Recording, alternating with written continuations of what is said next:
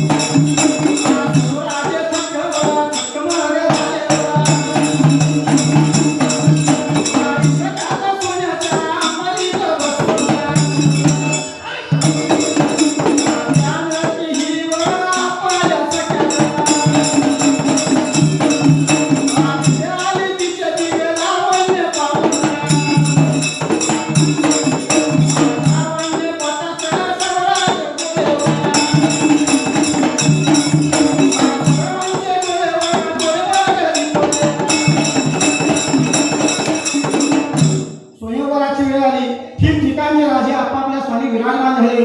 विश्वामित्रा राम लक्ष्मणासह येत असलेली बातमी कळताच जनक राजा त्यांना सामोरे गेला. त्यांना सभा मंडपात घेऊन आला. त्यांना सन्मानपूर्वक उच्च स्थानी बसवले व राम लक्ष्मणाचे दिवे तेज पाहतात सर्व राजे थक्क झाले. इतक्या सोन्याच्या अंबारीत बसून जानकी आपल्या सख्यांसह तेथे आली. तिचे दिव्य राहुली पाहून सर्वांचे डोळे दिपले. हा कवीचा पॅराग्राफ पूर्ण आहे. सीता मंडपात आल्यावर या अनेक लोकांकडून राजाने शब्द आला.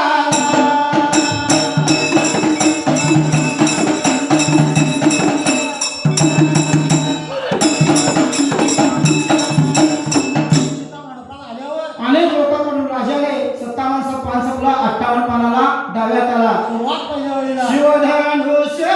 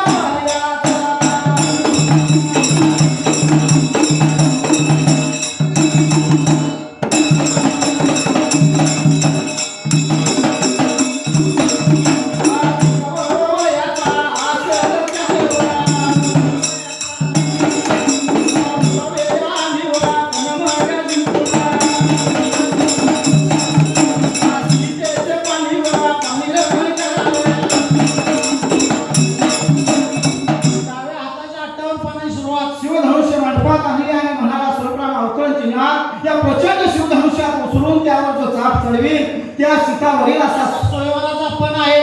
ज्याला हा पण जिंकायचा असेल त्याने उठावे आणि पण जिंकून सीतेची पाणी आणि नाही वर सीतेचं पाणी ग्रहण करावे. अवतरण चिन्ह पूर्ण आहे. 6 पॅराग्राफ पूर्ण आहे. जनकाचा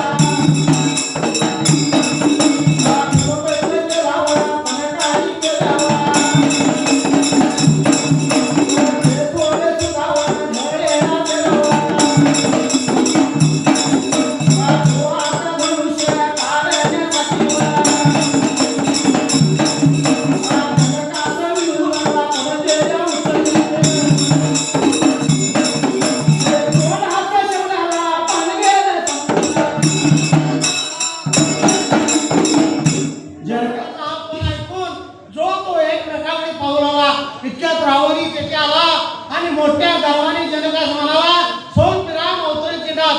राजा सोलराम, तुला माझे सामर्थ्य माहित नाही म्हणून तू धनुष्याचा पण लावलास. मला हे धनुष्याकडे कसपटासारखे आहे. आत्ता बोलते काळीसारखे उचलून त्यावर भाग चढवतो. अवतरण चिन्ह पूर्ण असे बोलत तो धनुष्यवाला त्याला पत्ता चिंता घाबरून गेली. तिने कुलदेवतेची प्रार्थना करून सर्व देवता चापावर बसायला सांगितले. रावण दंड फुटून ते धनुष्य हलू लागला, पण ते थोडे सुद्धा उचलला सोडला. तेव्हा त्याने 20 हाताने ते कसे तरी उचलले आणि उभे करतात त्याच्या प्रचंड भाराने त्याचा तोल गेला आणि तो उतारा पडला. धनुष्य त्याच्या छातीवर पडले. त्या चापाच्या भाराने त्याचे प्राण कासावीस झाले. त्याची गर्वाची बडबड व्यक्त केली. त्याने धनुष्य छातीवरून फेकून देण्याचा खूप प्रयत्न केला, पण काही केले ते थोडे सुद्धा ढेला. तो आता धनुष्य काढण्यासाठी जनकास मिळू लागला, पण ते उचलण्याच्या शब्दाला 58 पान सुटले. 19 पाना डाव्या काढा. कोणाचा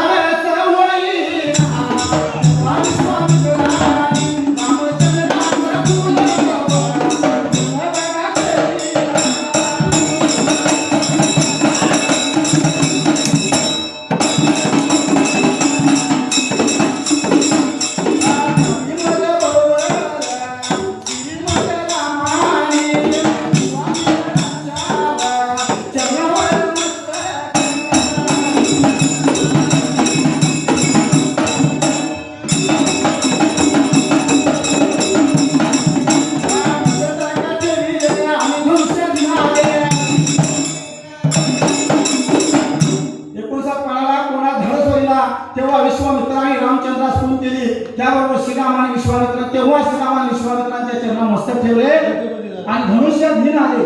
हा, धनुष्या समीप आले. ही सोयीचा पॅराग्राफ पूर्ण आहे. हा. रावणा सारखे